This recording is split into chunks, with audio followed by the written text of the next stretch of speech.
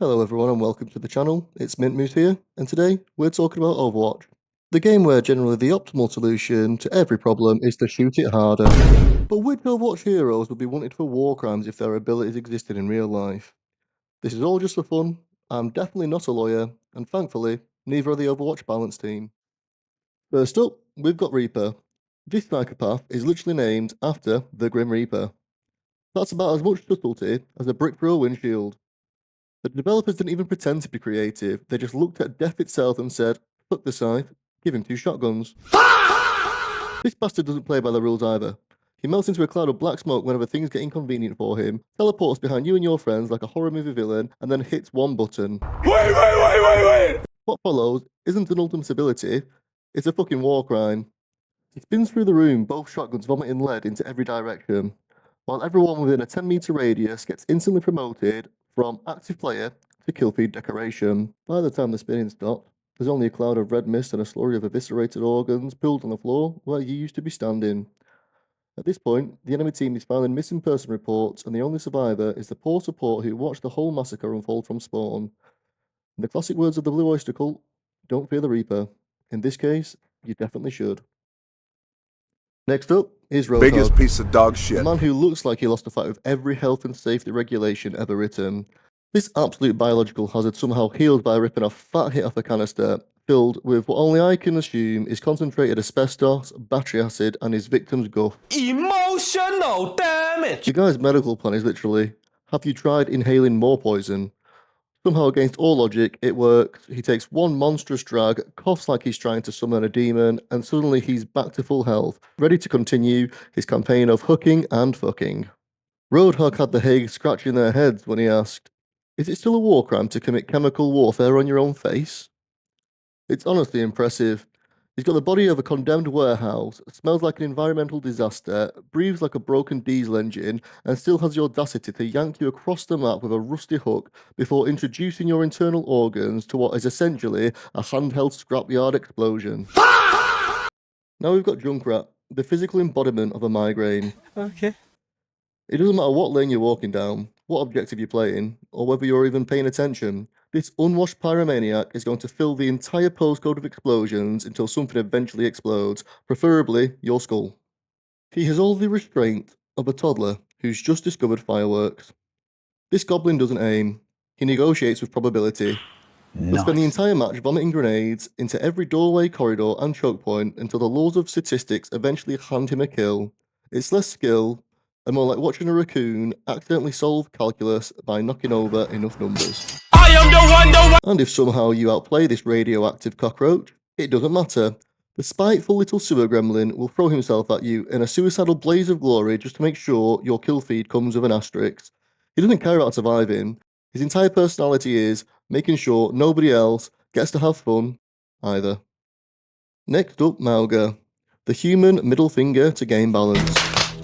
He's built like someone gave a bunker body dysmorphia and then decided the solution was to bolt 2 industrial meat grinders onto his forearms. Oh, God! These things don't fire bullets, they fire employment opportunities for funeral directors. Calling him a tank is generous. He's a natural disaster with a fucking health bar. Every fight against this guy feels like you're fighting an Apache helicopter with your fist. I'm just saying thank whatever higher power you believe in that this guy wasn't stomping around the Vietnamese rice paddies. Big ass titties! The moment someone rustled a bush, he'd have responded by removing the entire fucking postcode. Subtlety is not in his vocabulary. His solution to every tactical problem is holding both triggers down. It's less of an attack, and more like a weather event. Meanwhile, every poor bastard he turns into a human bonfire is basically a health pack for him. You're trying to kill the guy, whilst he's treating your life expectancy like a fucking IV drip. And through the entire thing, he's laughing. Not because he's winning, because to Mauga, this is recreational. When it comes to war crimes, nobody gets a free pass. But Diva has somehow turned competitive gaming into a fucking apocalypse simulator. Piss her off, and she won't argue, she won't retreat. She'll launch herself straight into your face and unload a storm of micro-missiles, so dense that your last thoughts is wondering why the sky's suddenly full of explosions. Diva doesn't believe in losing, she believes in escalating. That escalated quickly. The second she starts falling behind, she hits the eject button, rockets into the heavens, and drops a walking war crime straight into the heart of Bombami. No warning, no hesitation, just a flash of light, a mushroom cloud, and a kill feed long enough to need its own obituary section. And before the survivors can even process what's happened, she's already calling down another mech, like some billionaire with an orbital death button. New mech, new explosion, same complete disregard for human life. 1 nuke was a warning, 2 was a statement, 3 was just her making sure the scoreboard understands who's really in charge. I'm the captain now. The most terrifying part? She's not screaming, and she's not panicking. She's smiling, taking selfies, and posing for the camera whilst the world burns behind her. Diva isn't fighting a war, she's making the Geneva Convention look like a side quest. And finally, we have Mercy. This name is propaganda. The wings, the halo, the soft voice, the golden glow, the whole guardian angel act is the greatest deception ever pulled on a battlefield. Because whilst everyone's looking for the monster holding the weapons, nobody's noticing the one who's making the weapon better. That's a lot of damage! Mercy's the reason war crimes get worse. She floats above the battlefield like some divine accountant of suffering, pointing her little blue beam at the biggest threat and saying, what if this nightmare had more firepower? She doesn't start the chaos, she optimizes it.